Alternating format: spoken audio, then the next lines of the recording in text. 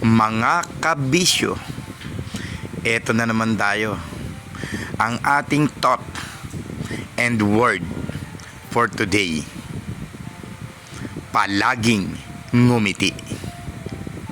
Palaging ngumiti dahil ito ang dahilan para sa iba na ngumiti. Palaging ngumiti. Magiging dahilan ito ng pagngiti ng iyong kapwa. Minsan sa buhay natin, makapagpasaya lang tayo. Kagustuhan nating maging masaya yung kapwa natin. Nagmumukha tayong kengkoy. Nagmumukha tayong katawa-tawa.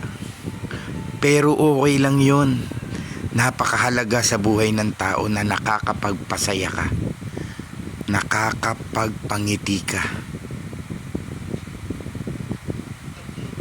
Napakahalaga sa buhay. Piliin mong maging masaya. Piliin mong maging maligaya. That's simple. Enjoy life and smile. Napakahalaga sa buhay ng tao niyan. Lalo na sa mga nagkakaedad.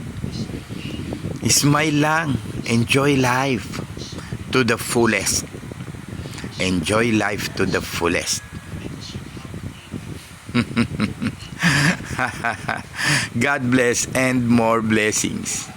Ako mismo natatawa ako dito sa ginagawa ko. Well,